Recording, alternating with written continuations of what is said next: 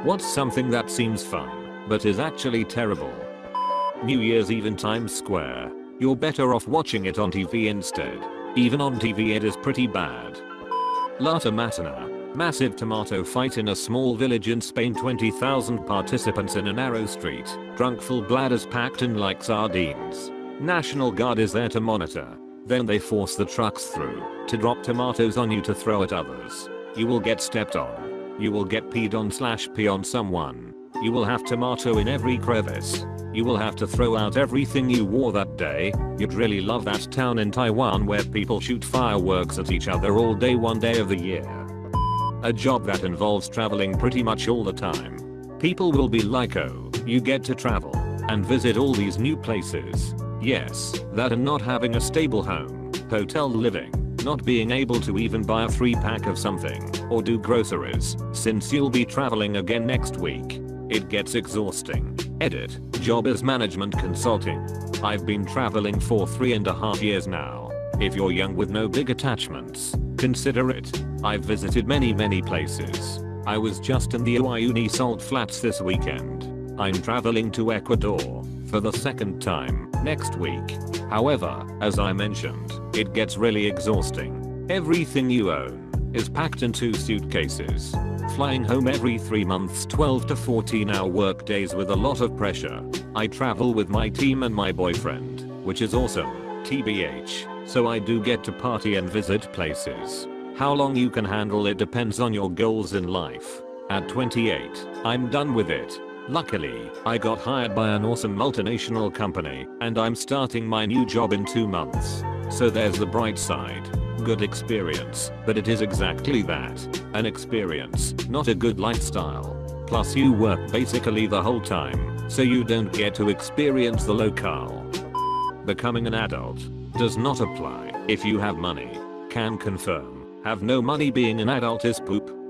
When I was a kid, my dad worked at the local deli in town to make some cash on the side, and I thought it was the coolest job ever. I loved walking in and seeing him work, and even though it was making sandwiches and prepping catering orders, I always like, when I'm old enough to get a job, that's what I'm gonna do.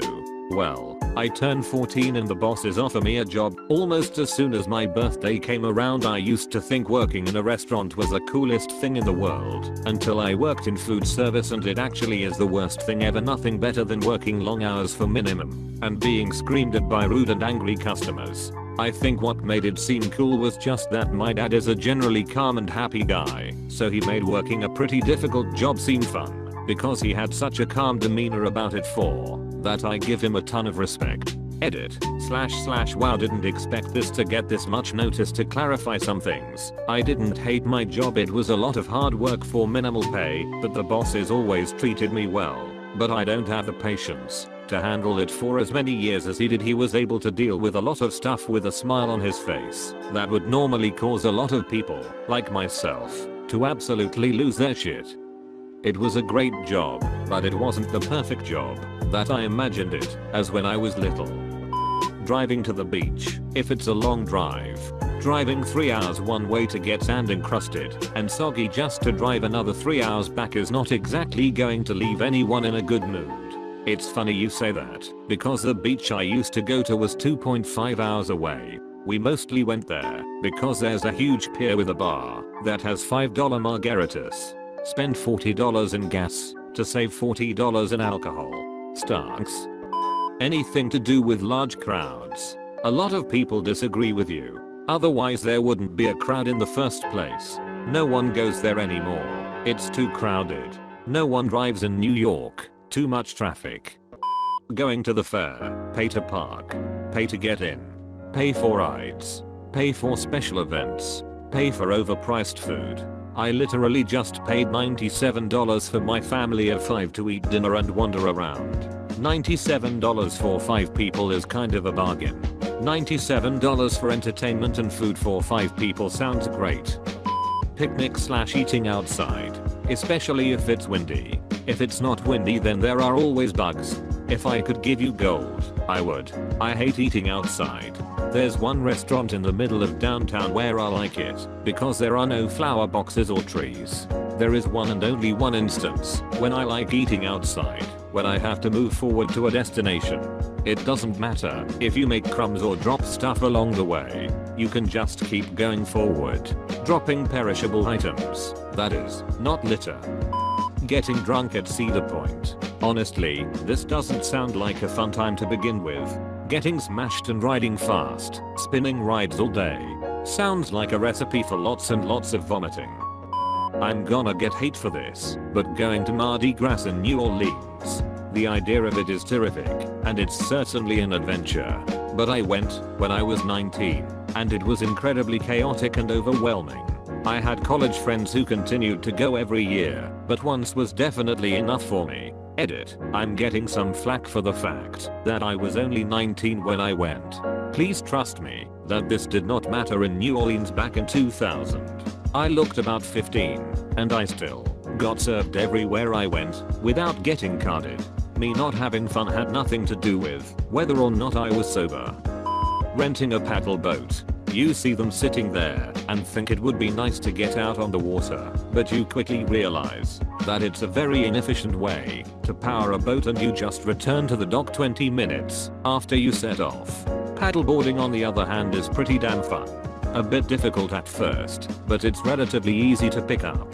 Working out your arms and working up a sweat isn't too bad when you inevitably fall off into the water at some point.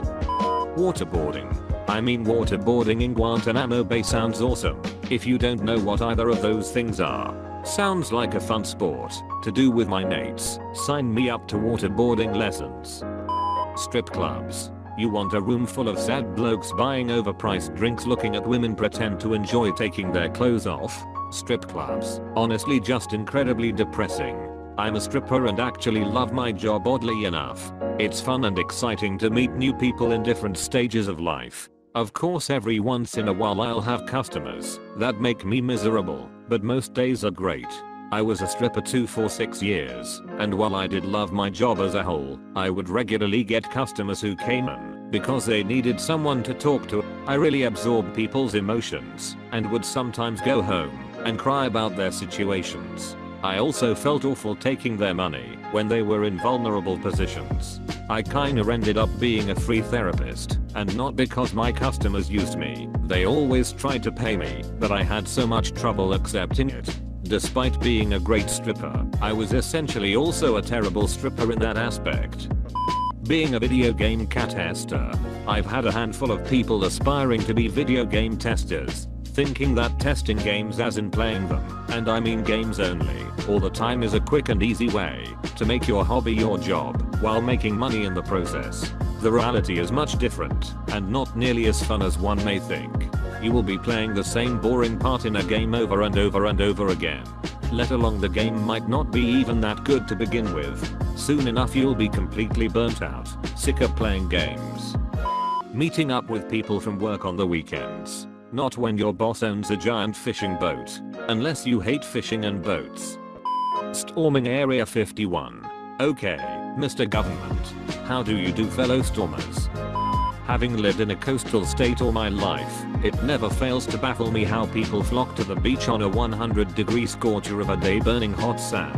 Swarms of people with little to no regard for personal space, sweat dripping everywhere. Not my idea of summertime fun, but to each his own. On a side note, whenever I tell someone my ideal time to go to the beach is in September/October, they look at me like I'm a three-headed dragon. Yes, during this heat wave we are having, I can't count the amount of people who have said great day for the beach, or the amount of people who actually went no.